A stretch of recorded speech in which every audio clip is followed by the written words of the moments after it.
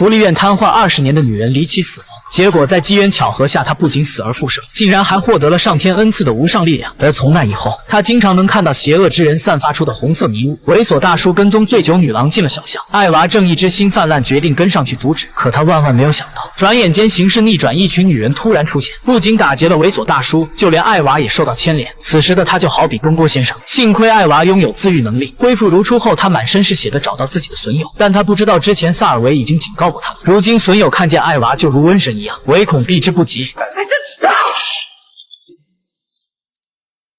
看清楚他们的真面孔，艾娃愤怒离去。要不说是患难见真情嘛，只有大卫半路追出来，愿意与他共患难。不过现在谁也说不好，他又是不是另有目的呢？与此同时，杜雷蒂设计篡位，顶替了文森特接管了教会。他命令受过训练的修女去实验室偷回丢失多年的圣物。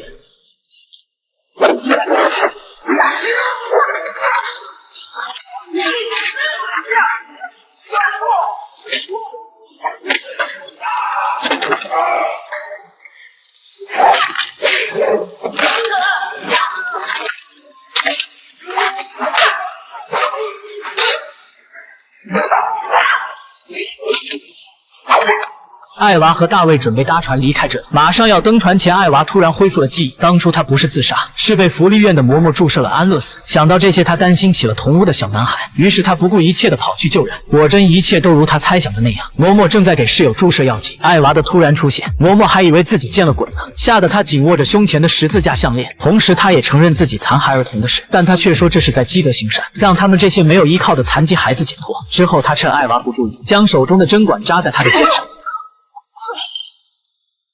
可艾娃现在有圣皇护体，很快就痊愈，反手就将嬷嬷掐死。虽然他是罪有应得，不过自己毕竟是杀了人。准备离开时，他看到教会的丽丝堵在门口，艾娃还以为对方是来抓他回去的，殊不知丽丝受杜雷蒂的委派，拿回艾娃体内的圣环。至于他是死是活并不重要。危难中，玛丽出现挡在艾娃的身前，而玛丽才是真正来劝艾娃回去的。两人打斗之际，艾娃赶紧溜之大吉，返回登船处，发现大卫竟然一直在等他，甚至知道他会回来，已经买好了下一班的船票。等打斗的两人赶来，艾娃早已登船离开，此时他还洋洋得意。其实凶险的厄运才刚刚开始。另一边，萨尔维博士展开记者发布会，放出修女闯进实验室的监控视频，甚至不怒自威地扬言要与教会开战。而博士之所以费尽心思寻找圣物，是为了救治自己患病的儿子，也就是当初艾娃看到的神秘男孩。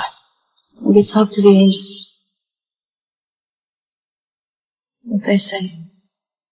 It's almost time.